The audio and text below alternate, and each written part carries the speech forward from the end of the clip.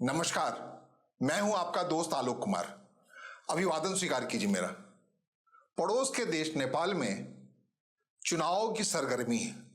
5 मार्च को वहां प्रतिनिधि सभा का चुनाव होना है।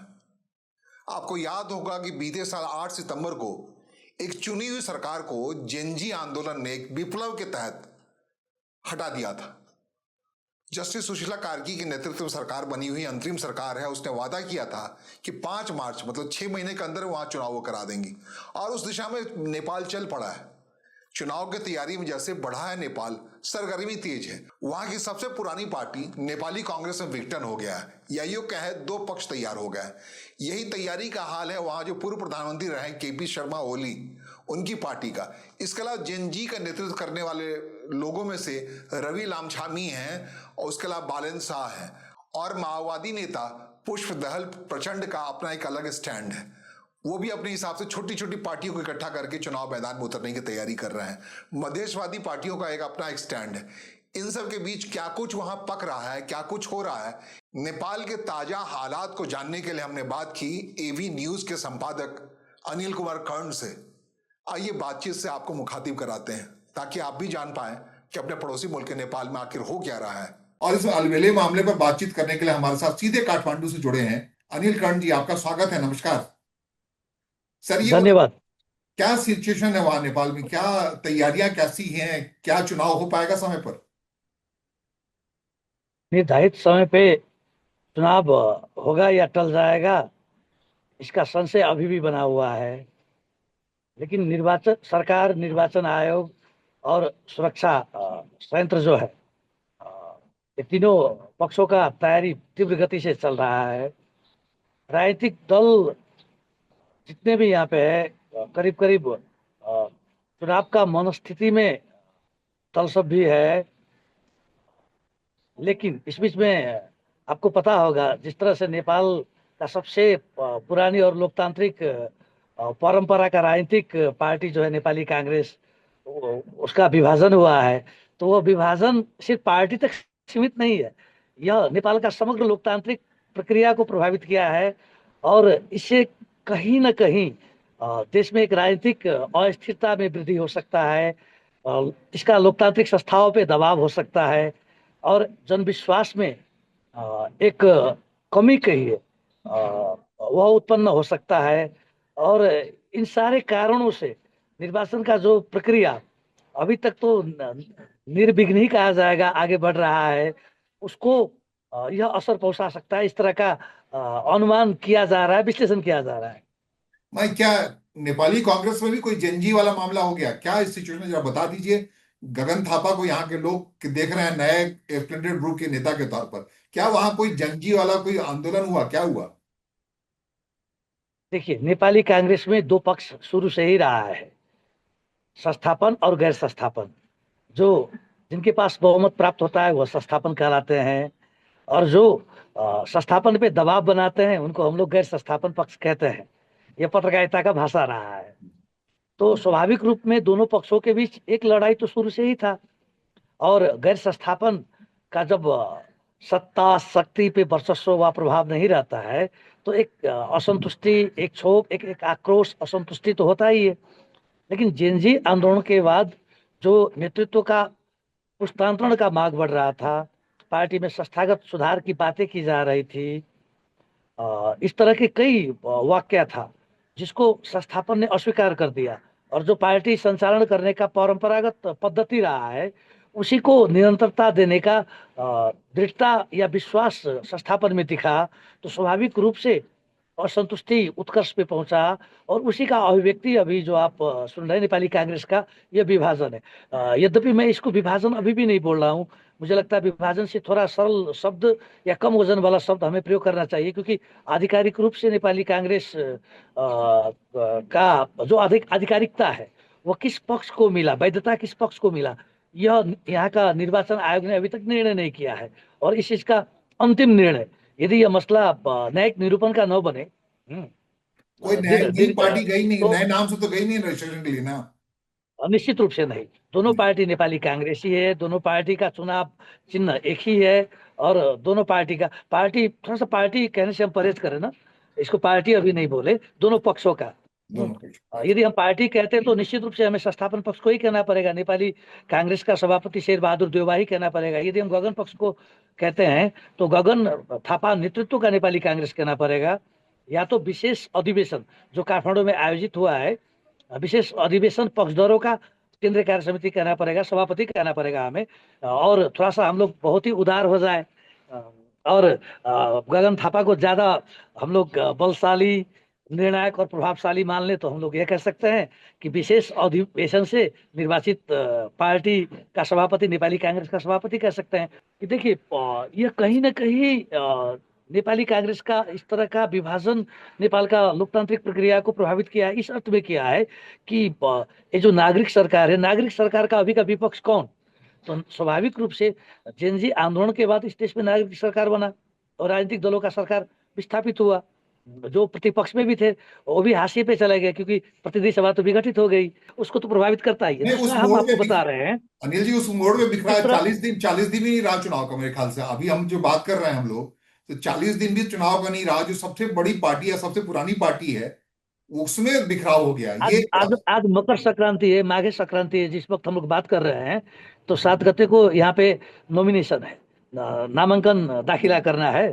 तो अब तो आज 1 गते, तो ये करीब करीब हम लोग दिन का मध्य में बात कर रहे हैं। जी हाँ। तो मान ले कि आज का दिन यदि बीत गया, क्योंकि तो उसके बाद 6 दिन बाकी रहेगा नामांकन दाखिला हाँ, का, तो हम लोग निर्वाचन के काफी करीब आ गए हैं। तो मैं ये बता रहा था आपको आलोक जी कि जिस तरह से एक बहुत बड़ा दल आपको आंतरिक विवादों में उलझ गया है, और इसमें आपको जिस तरह से अब निर्वाचन आयोग घसीटा जाएगा, न्यायपालिका तक दोनों पक्ष पहुंचेगा, तो इसे एक गंभीर राजनीतिक दबाव बनेगा। और निर्णय लेने में काफी मुश्किल है, क्योंकि आपको पता है कि किसी भी राजनीतिक दल का महाधिवेशन सर्वोच्च संस्था होता है। और गगन थापा के पक्ष में जिस तरह गगन थापा पक्षधर, विशेष महाधिवेशन पक्षधरों ने जो तथ्यांक उपलब्ध कराया है, उससे उन लोगों के पास बहुमत है, इस तरह का दावी हो रहा है। तो सर्वोच्च संस्था के पास तो सारा सारा कुछ निर्णय करने का अधिकार होता है, सार्वभौम अधिकार ये होता है। कांग्रेस की लड़ाई आपको है याद जिसको। होगा जी जी। ये कांग्रेस की लड़ाई हम लोग कि दृष्टा के भांति देखें। और दलों की क्या स्थिति है वहां? प्रचंड जी की क्या स्थिति है? प्रचंड किस भूमिका में है इस चुनाव प्रक्रिया में? देखिए प्रचंड जी, जब आपको नेपाली कांग्रेस नेकपा एमाले का सरकार नेपाल में बना, और जिस वक्त आपको केपी शर्मा ओली का सरकार विस्थापित हुआ जेनजी आंदोलन के क्रम में, उस वक्त आपको प्रचंड जी प्रतिपक्ष में थे। और नेपाल का एक राजनीतिक परंपरा रहा है, सत्ता शक्ति का संरचना इस तरह का है कि आप जब सरकार में रहेंगे तो स्वाभाविक रूप से थोड़ा मजबूत रहेंगे। नेपाल का इस तरह का एक मुझे लगा कि यह जनता का मनोविज्ञान तो हम नहीं कहेंगे, एंटी इनकम्बेंसी यहाँ पे बहुत ही कम कम आपको दिखाई पड़ता है। क्योंकि हाँ। बहुसंख्यक जो यहाँ के एलिट्स हैं, या जो आपको उल्लेख्य संख्या में नेपाल के जनता आपको राजनीतिक दल के नेता और कार्यकर्ता है, समर्थक शुभेच्छुक है, तो यहाँ पे स्वतंत्र जनता आपको नहीं दिखाई पड़ेगा। ये नहीं, हाँ, हम इस लोगों तरह ने का जो यहाँ पे। सुना, हम लोगों ने सुना तो कि प्रचंड, जैसे ही और तो चुनाव में लास्ट गए टाइम हैं वो तमाम। प्रचंड जी कमजोर थे। हम आपका छोटा सा एक ही वाक्य में हम लोग इस चीज को लेके प्रचंड जी का अवस्था क्या, तो काफी कमजोर थे। जेनजी विद्रोह हुआ, जेनजी विद्रोह ने उनका वो जो करीब करीब काफी कमजोर बन रहे थे, तो उनको थोड़ा मजबूत होने का ये अवसर दिया है। क्या छोटी इस छोटी पार्टियों को अपना पार्टी, क्या इस चुनाव में सारे छोटी छोटी, कम्युनिस्ट पार्टियों को इकट्ठा करके जा रहे हैं, इकट्ठा करके जा रहे हैं, एक साथ लेके जा रहे हैं? हाँ देखिए आप आपका यह प्रश्न बहुत ही महत्वपूर्ण है, क्योंकि दिल्ली से बैठ करके तो आप देख रहे हैं कि छोटी छोटी पार्टियों को वो एकीकृत करते हुए आगे बढ़ रहे हैं। इससे पहले भी बहुत सारे जब प्रतिपक्ष में थे तो प्रतिपक्षी और कुछ जो संसद के बाहर का दल था, उस दलों का उन्होंने एक मोर्चा बनाया था। मोर्चा से जसपा नेपाल का उपेंद्र यादव के अलावा करीब करीब सभी उनके पार्टी के साथ एकीकृत हो गए, और एक क्रम को निरंतरता दे रहे हैं। तो दूर से तो थोड़ा दिखाई पड़ रहा है कि वो सशक्त बन रहे हैं, मजबूत बन रहे हैं। लेकिन अभी यह कहना कि प्रचंड जी काफी शक्तिशाली और मजबूत बन रहे हैं और निर्वाचन परिणाम अ, उनके और अनुकूल होगा, और यह इनकी कहना क्या स्थिति थोड़ा है? सा। एक तीसरा पक्ष जो है, जो केपी शर्मा ओली साहब हैं, एमाले की क्या सिचुएशन है वहाँ? आज ही उनका बयान देख रहे थे, वो देखिए कह रहे थे कि जनजी आंदोलन के बारे में इनपुट्स थे उनके पास, उस समय रहते वो संभल नहीं पाए और इसकी वजह से ये हो गया, उसे रोका जा सकता था, वो कह रहा है खुद। तो क्या सिचुएशन देखिए ग्राउंड पे, क्या सिचुएशन उनकी? देखिए स्थिति यह है कि आपको एक टिप्पणी आपको शेखर कोइराला जो नेपाली कांग्रेस के वरिष्ठ नेता हैं, उनका आया था। उन्होंने कहा था कि लड़ाई घर से बाहर का लड़ाई है, तो स्वाभाविक रूप से इसका परिणाम बहुत ही दुखांत होगा, नेपाली कांग्रेस विभाजित होगा। यदि घर के भीतर अंदरूनी लड़ाई होती तो इसे व्यवस्थापन किया जा सकता है। तो नेपाल का भी परिस्थिति करीब करीब यही है। हाँ, अ, आप भी समझ रहे हैं कि अंतर्राष्ट्रीय शक्ति केंद्रों का यहाँ पे नेपाली का एक शब्द है चल खेल। पता नहीं हिंदी में इसको मैं हाँ, नहीं ठीक है। सीधा सा उल्टा नहीं कर तो सकता कहते हूँ। हैं साजिश, कहते हैं चल खेल को, हाँ। कोई चल चल खेल। हाँ हाँ हाँ, और ये साजिश षड्यंत्र प्रपंच छल छाम ये कह हाँ। सकते हैं आप। हाँ, तो तो क्या एमएलए की का क्या केंद्र सिचुएशन रहा। है, ओली ओली साहब का क्या हाँ, रोल है तो अभी? ये तो आप वही बता रहे थे। जी। तो जेनजी विद्रोह जो था, जेनजी विद्रोह ओली का हट तो था ही। केपी शर्मा ओली का हट, दम्भ अहंकार, हाँ, ये जो करीब करीब नजदीक का तीन शब्द है, उसी का दुष्परिणाम था। या दुष्परिणाम मैं कह रहा हूँ, मेरा टिप्पणी है, क्योंकि जेनजी विद्रोह के प्रति बहुत ही ज्यादा मैं सापेक्ष नहीं हूँ। तो उस नहीं, अभी परिस्थिति में अभी केपी अभी शर्मा जो ओली को राजीनामा दिया गया था। जी हाँ, अनिल जी, उसके अभी बाद जो आपको केपी शर्मा, आप देखे होंगे आलोक जी की केपी शर्मा ओली अपना जो उनका जो शक्ति था उस वक्त का, वो शक्ति को क्रमिक रूप से वो संचित करते जा रहे हैं। हम्म, उस पर कोई कमी नहीं आया है। उनका उनका बोली, उनका व्यवहार वो आप नजदीक से समझ सकते हैं। और हम बताते हैं कि नेकपा एमाले का जो आधार रहा है, आपको मताधार रहा है, वो मताधार बहुत ही प्रष्ट है क्या। वो मताधार है आपको नेकपा एमाले से संबद्ध जो कार्यकर्ता समर्थक शुभेच्छुक है, और जेनजी आंदोलन को लेकर के नेकपा एमाले का जो आपको कार्यकर्ता है, समर्थक है, शुभेच्छुक है, वह शुरू से ही सकारात्मक नहीं रहा। हम्म, जिसका हाँ। परिणाम तो यह था कि जहाँ पे मैं यहाँ से जोड़ रहा था, नेपाली कांग्रेस जैसा एक पुरानी और मजबूत दल आपको बिखर जाता है, टूट फूट का शिकार हो जाता है। लेकिन नेकपा एमाले का महाधिवेशन संपन्न हुआ है, केपी शर्मा ओली पार्टी अध्यक्ष के रूप में अनुमोदित हुए हैं। तो निश्चित रूप से उनका जो शक्ति है, उनका जो साख है, वो अब तक बरकरार है। और मुझे लगता है कि निर्वाचन में हम यह तो नहीं कर सकते हैं कि हाँ, पूर्वत वो फिर जनता से तय खड़े हो करेगी, जाएंगे। वो तो हाँ, जनता तय ये करेगी। संभावना नहीं है। हाँ, हाँ, क्योंकि यहाँ पे तो चौथा पक्ष जो है, जो हम किताबों में पढ़े, आप ग्राउंड पे हैं वहाँ, रवि लाम छैमे हैं, बालेंद्र शाह हैं, वो किस ढंग से, ये लोग कैसी तैयारी कर रहे हैं? लड़कियां फिर कुलमान घिसिंग की बात कर रहे हैं, ये लोग कैसे हैं, किस ढंग से जा रहे हैं चुनाव में? देखिए, रवि लामिछाने के प्रति एक तबका है जिसमें एक बहुत ही गहरी आकर्षण है, लगाव है। और राष्ट्रीय स्वतंत्र पार्टी जो रवि लामिछाने का नेतृत्व में है, उसका अपना एक मताधार तो है ही। खास करके एक नया शक्ति, वैकल्पिक शक्ति, और पुराना दलों का जो सत्ता संचालन का पद्धति रहा है, या नया दलों का जो सैद्धांतिक वैचारिक व कार्यगत जो एक तरीका रहा है या आधार रहा है, उसका विरुद्ध में बहुत ही सशक्त हो करके निर्भीकता के साथ जिस तरह यह पार्टी आगे आएगा, तो युवा पुस्ताओं में एक आकर्षण तो है।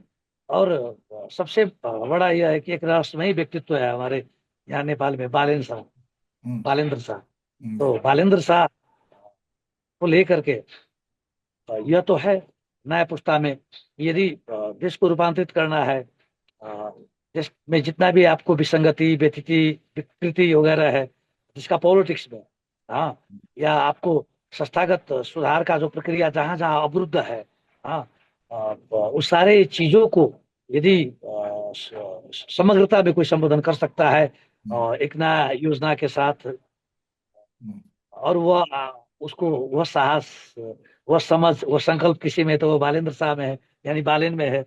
और रवि और बालेन जब एक साथ हो तो निश्चित रूप से आपको ये चुनौती तो परंपरागत राजनीतिक दलों के लिए तो शुरू से ही रहा है, और अभी भी बना रहेगा। मैं जो कुछ देर पहले हम लोग जब ओली जी का बात कर रहे थे, तो मैं ये कहा था, देखिए शक्ति तो आर्जन वो कर ही रहे हैं। उनका जो अपना जो एक मानना रहा है राजनीति को लेकर के, समाज को लेकर के, उससे वो ट्रस्ट से मस्त नहीं हुए। उनका जो जनाधार है वो भी अडिग है, अविचलित है, उनके प्रति समर्पित है। उसके बावजूद भी वो चुनाव में घुमा सकते हैं। ये महज इत्तेफाक है या गहरी साजिश? अपने दो पड़ोसी मुल्क नेपाल और बांग्लादेश में जिंजी आंदोलन से सरकारें जा चुकी हैं और ठीक इसी समय वहां चुनाव की तैयारियां चल रही हैं। इस चुनाव पर अब मेरी नजर बनी रहेगी और सहयोगी वरिष्ठ पत्रकारों के जरिए हम बताने की कोशिश करेंगे आखिरकार चुनाव को लेकर के नेपाल में क्या हो रहा है और बांग्लादेश में क्या हो रहा है। फिलहाल मेरे साथ जुड़े रहने के लिए आपका आभार, नमस्कार, धन्यवाद।